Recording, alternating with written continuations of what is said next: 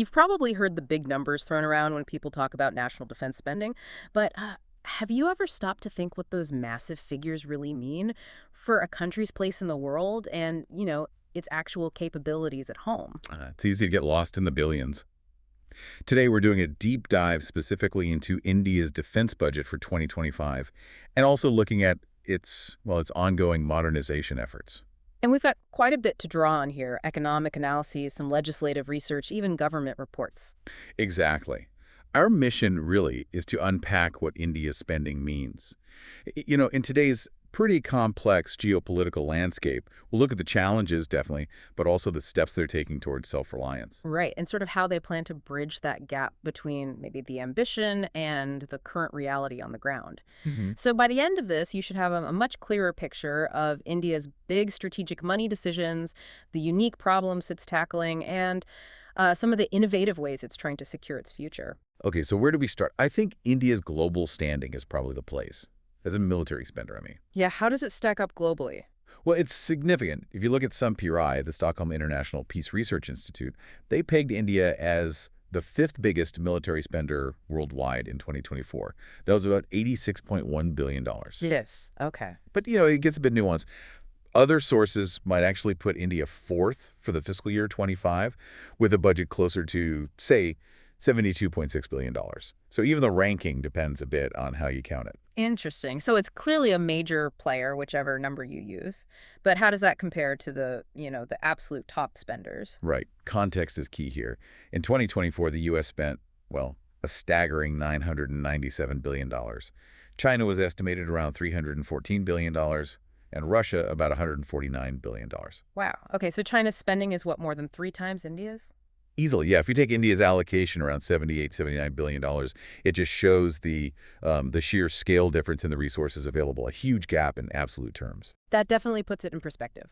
So given those global figures, what about India's own budget? What does it tell us about its priorities? Is it kind of putting enough aside for its strategic goals? That's the million-dollar question, or rather the billion-dollar one. India's defense budget for the fiscal year 2025-26, it's set at INR 6,081,200 net crore.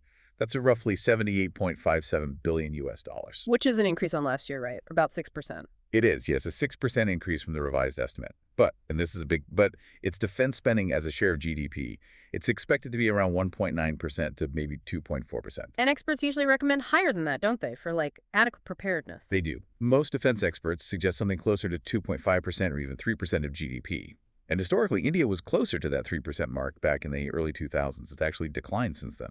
So even though the total amount is going up, as a slice of the whole economic pie, it's shrinking. Precisely. And while the Ministry of Defense still gets the biggest chunk of the central government's budget overall, that share has dropped too.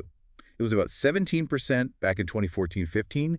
Now it's down to 13% for 2025-26. And there's another wrinkle, the exchange rate. The Indian rupee depreciated against the U.S. dollar by almost 4% between January 24 and January 25. Which makes buying anything priced in dollars, like advanced equipment, more expensive. Exactly. Even a small shift eats into your purchasing power when you're dealing with these massive international contracts. It effectively shrinks that modernization budget even further. Okay, so that leads us to a core tension, right? How is this budget actually divided up? You hear a lot about personnel costs versus buying new kit. Yes, and this is probably one of the biggest challenges. A huge portion of India's defense budget gets absorbed by personnel costs, salaries, and pensions. How much are we talking? Well, for FY25, it was nearly 60%. 60. For 2025-26, the estimate is around 50% for salaries and pensions combined. Half the budget just on people. And pensions specifically are a big driver. Defense pension spending has grown at an average annual rate of 11% between 2013-14 and 2025-26. In 2025-26 alone, pensions are expected to consume about 24% of the entire defense budget. Wow, that's unsustainable long-term, surely. Which I guess brings us to the Agnipath scheme. Exactly. That scheme, introduced in June 2022, is a direct attempt to tackle this rising pension bill. It recruits Agniveers for just 4-year terms. And only some of them stay on. Correct. Only up to 25% get absorbed into the regular forces with pension benefits. The rest leave after 4 years with a lump sum package, the Sevanidhi, around 11.7 lakh rupees, but no lifelong pension. It's a clear financial move.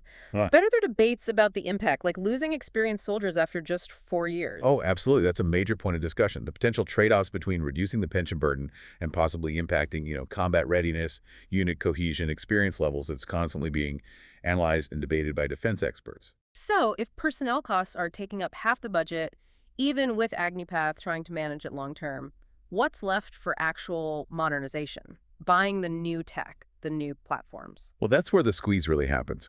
Only about 27.66% of the FY25 budget was allocated to capital expenditure. That's the money for modernization. For 2025-26, it's estimated at just 28%. That seems low, especially given the tech advancements needed. It is low, particularly when you look at the needs. Between 2015-16 and 2024-25, the funds the armed forces actually received were, on average, 20% less than what they projected they needed, especially for capital spending. So they're consistently getting less than they ask for, particularly for new equipment. That's the reality. It highlights this fundamental dilemma. You need a large force now, but paying for it directly competes with investing in the high-tech capabilities needed for tomorrow's threats. I remember hearing talk about a non-lapsable defense modernization fund, something that wouldn't expire at the end of the financial year. What happened to that idea? It sounds logical. It does sound logical, and you're right, it's been recommended repeatedly. By the 15th Finance Commission, by a recent EY report, the idea is to have a dedicated pot of money for those big, long-term acquisitions that take years to finalize and pay off. So why hasn't it happened? It seems to run into hurdles related to constitutional provisions about government finances and the need for matching receipts within the standard budget cycle. Basically, setting up a fund that carries money over year after year outside the normal process is complicated legally and financially. Even though the Finance Commission suggested ways to fund it, like using money from selling off defense, PSU shares, or surplus land. Yes, they did suggest concrete sources like those. Transfers from the main government fund, disinvestment proceeds, monetizing land. The need is clear, the recommendations are there, but operationalizing it remains elusive. Okay, so with that financial backdrop, the squeeze on capital spending, how is this actually playing out for the different services? Let's look at the Army first, India's largest force. What's the state of their equipment? All right, let's zoom in. Ideally, you'd want a modern Army to have maybe 30% new kit, 40% current generation, and 30% older stuff being phased out. And where is the Indian Army currently?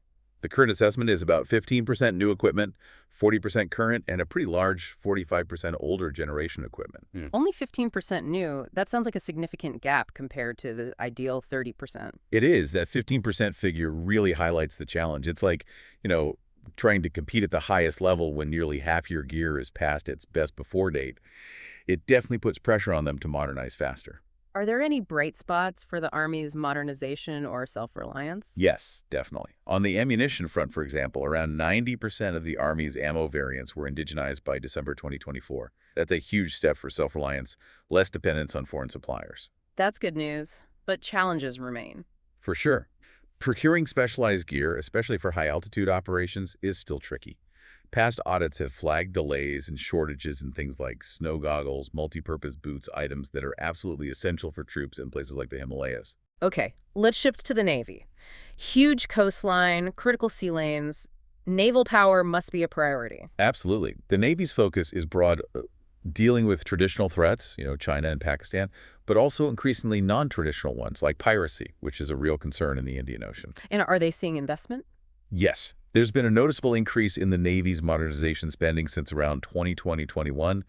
They currently have 65 ships and submarines under construction, which shows significant activity. That sounds positive. But we've also heard about delays affecting major projects. Is that still plaguing them? Unfortunately, yes. The Project 75 submarine program, for instance, faced really significant delays. The last boat was only commissioned in January 2025, years behind the original schedule. And that impacts capability buildup. It does. Plus, there's a reported shortfall in things like reconnaissance and transport aircraft, which are vital for watching over vast ocean areas. And you have to see this in context. You mean compared to regional rivals? Exactly. Look at China's naval expansion. It's incredibly rapid. They now have the world's largest navy, over 370 warships and submarines. And their strategic maritime partnership with Pakistan just adds another layer to India's challenges in its maritime neighborhood. Right. Okay, and finally, the Indian Air Force, IAF, often seen as the most technology-driven but also very expensive. How are they faring? The IAF actually gets the largest slice of the modernization pie among the three services. Hmm. But even so, experts generally feel the funds are still insufficient for what the Air Force needs to do. And what are the critical needs? Fighter squadrons. That's a major one. The IAF currently operates only about 31 active fighter squadrons against an authorized strength of 42. They really need at least 180 more fighter aircraft to fill that gap and meet operational requirements. 42 is the number needed to handle a potential two-front scenario, right? That's the planning basis, yes. And this gap exists despite efforts like the indigenous LCA Techis fighter, which, as you know, took decades to actually get inducted, and even now there are reports of delays in its supply chain. Meanwhile, the neighbors aren't standing still. Not at all. China has stationed its J-20 fifth-generation stealth fighters near the Indian border, and there are plans for them to supply advanced J-35A stealth jets to Pakistan. So the technological challenge is constantly escalating. It really underscores the pressure on India's own modernization and self-reliance efforts. Indeed. And that brings us neatly to that very topic. The big push for self-reliance, the Atmanirbhar Bharat initiative in defense. Okay, let's unpack that. At Atmanirbhar Bharat, self-reliant India, it sounds like a really major policy push. It absolutely is. Domestic procurement is central. For FY25, a massive 75% of the capital budget, that's around $21 billion, is specifically earmarked for buying from Indian companies. 75%, that's a huge commitment. Is it delivering results? The numbers suggest it is. India's domestic defense production hit a record 1.27 lakh crore in the 2023-24 financial year. That's a 174% increase since 2014-15. Pretty dramatic growth. And the target is even higher. Much higher. They're aiming for 3 lakh crore by 2028-29. So what proportion of India's defense kit is actually made domestically now? Has that balance shifted significantly from imports? It has shifted quite a bit. The figure quoted now is that 65% of defense equipment is manufactured domestically.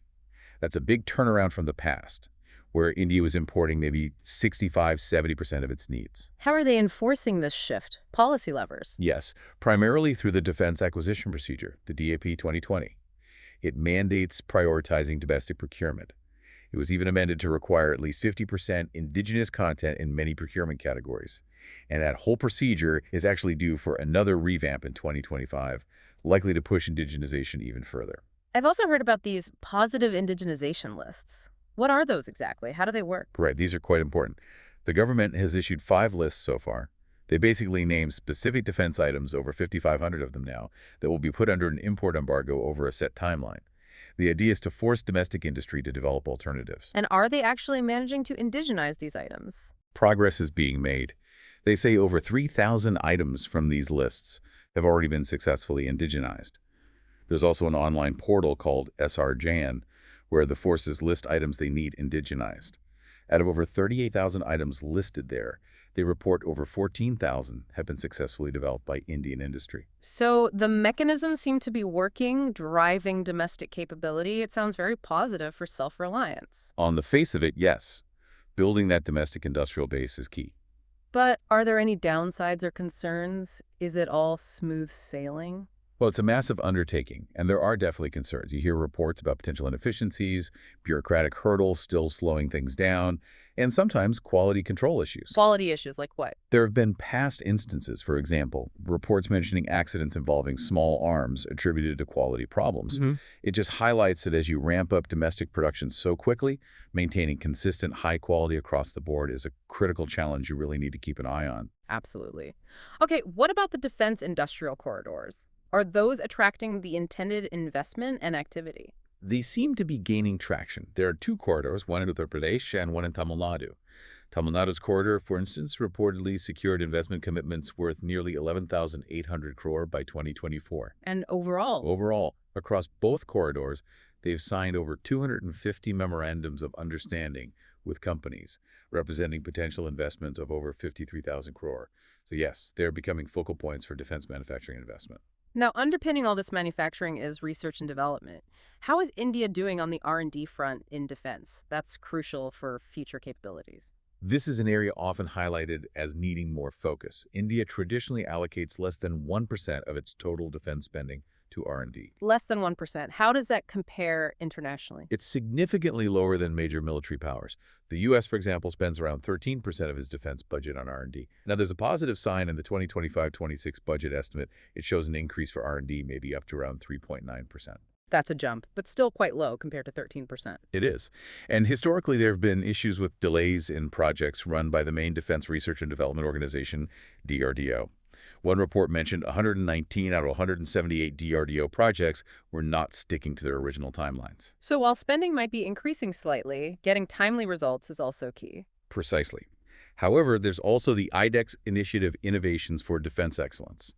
Launched in 2018, it's specifically designed to fund startups and smaller companies, MSMEs, to develop innovative defense tech. Trying to tap into that private sector agility. Exactly. And it seems to be making headway. Over 430 contracts had been signed through IDEX by February 2025.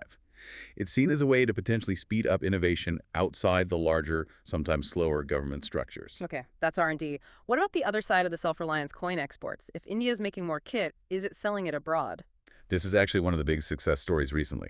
Defense exports have grown dramatically. They went from just 686 crore back in FY 2013-14 to over 21,000 crore in FY 2023-24. Wow, that's, what, a 30-fold increase? Roughly, yes. It's unprecedented growth. And the ambition is to push that even higher, targeting 35,000 crore by 2025 and 50,000 crore by 2029. That's serious money. What kind of things are they exporting, and to whom? It's quite diverse now. India exports to over 100 countries, including some major ones like the USA and France, but also countries like Armenia. The products range from sophisticated systems like the BrahMos supersonic cruise missiles and Pinaka multi-barrel rocket launchers. Kinato, I think I read. Even boots made in Bihar going to the Russian army. That's right. It covers a wide spectrum. High-tech platforms down to basic military supplies.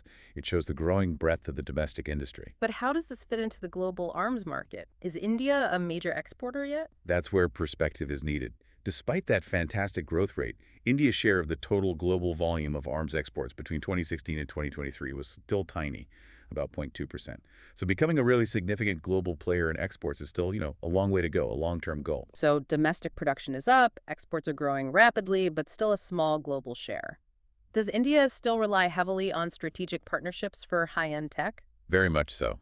These partnerships are crucial. India has cultivated key defense relationships with countries like the U.S., Russia, France, Israel, primarily for technology transfer and code development projects. Can you give an example? A really significant recent one is the agreement with the U.S. for GE to transfer technology for fighter jet engines to be built in India. That could be a real game changer for India's indigenous fighter programs like the Tejas and the future AMCA. There's also joint work with France on aero engines. But despite these partnerships and the big push for Make in India, India is still the world's largest arms importer, isn't it? That's the paradox, yes. Yeah. Even with all these efforts, between 2013 and 2023, India accounted for 10% of total global arms imports, still the world's biggest buyer. And reliance on specific countries, like Russia, remains high. It does. Historically, Russia has been India's largest supplier. And while India is diversifying, a lot of its current inventory is Russian origin, requiring ongoing spares and support. That reliance remains a significant factor, adding its own layer of geopolitical complexity. Which brings us right to those geopolitical realities. What are the main security drivers shaping all this defense planning and spending? Well, the challenges are persistent and, frankly, quite serious. India faces ongoing security issues along its northern border, the line of actual control with China, and its western border, the line of control with Pakistan. These aren't dormant fronts. They require constant attention and resources. And the challenge from China is evolving, right? Beyond just border infrastructure. Absolutely. China's rapid military modernization is a major factor, especially their naval expansion, which we touched on, but also their advancements in areas like AI-driven warfare systems. This poses a significant challenge to India's regional influence and security calculus. Which clearly means India can't just focus on traditional platforms. It needs to invest in cyber, space, AI, autonomous systems, these newer domains of warfare. Precisely. The nature of conflict is changing, and keeping pace requires investment in these high-tech areas. So how is the policy side responding? Are there reforms planned to make the defense setup more agile, more future-focused? Yes, there's a big push planned. The The Ministry of Defense has actually declared 2025 as the year of reforms. Okay, what does that involve? A key focus is on jointness and integration between the Army, Navy, and Air Force. This is geared towards eventually setting up integrated theater commands. Meaning unified commands for specific geographical regions. Exactly. Instead of separate service commands operating in the same area, you'd have one commander responsible for all assets, land, sea, air, and increasingly cyber and space in that theater. The idea is much greater synergy and efficiency. What else is part of these reforms? They're also explicitly focusing on strengthening capabilities in those new domains, cyber and space. Plus, simplifying the acquisition procedures further, trying to cut through that red tape and making it easier to facilitate technology transfer to boost domestic industry. It's intended as quite a comprehensive overhaul. Sounds ambitious. So bringing all these threads together, the budget constraints, the modernization needs, the self-reliance drive, the geopolitical pressures, what are the main takeaways or recommendations from experts looking at India's defense future? There are a few consistent themes. One is the call to benchmark defense spending closer to that 3% of GDP mark to ensure sufficient resources are available, especially for modernization. And the non-lapsable fund idea keeps coming up. Yes, establishing that dedicated, non-lapsable modernization fund is seen as critical. It would provide predictability for funding those big multi-year technology investments. Without it, planning is much harder. Streamlining those procurement processes is always high on the list, making them faster and more efficient. And significantly boosting R&D investment is seen as absolutely crucial for building a truly resilient and technologically advanced defense force for the long term. And didn't the Finance Commission suggest ways to resource that non-lapsable fund if it were created? They did. They pointed to potential sources like dedicated transfers from the main government budget, the Consolidated Fund, using proceeds from selling off shares in defense public sector undertakings, or even monetizing surplus defense land. So ideas on how to fund it exist. It's the implementation that's the hurdle. Okay, so we've covered a lot of ground here. We've navigated through India's significant global defense spending position, but also the really deep challenges of balancing those heavy personnel costs against the urgent need for modernization. Right. And we've seen the really impressive strides being made in domestic production that Mannerbar push and the surge in exports. But also, the flip side, the continued reliance on imports for critical tech and the undeniable need for faster, more impactful R&D. It really paints a picture of a multifaceted journey, doesn't it? India's path towards a self-reliant, technologically advanced military is marked by real strategic achievements, but also some pretty considerable hurdles still to overcome. Absolutely. It's a clear testament, though, to this ongoing, very ambitious effort to secure its borders and project its influence in what's becoming an increasingly complex and competitive world. So here's a final thought to leave you with as we wrap up. As India pushes hard for strategic autonomy in defense, what kind of unforeseen breakthroughs, maybe in AI, maybe in quantum computing, could genuinely redefine its military capabilities down the line? And more importantly, how might those advancements fundamentally shift the already delicate balance of power right across the Indo-Pacific region? Something to ponder.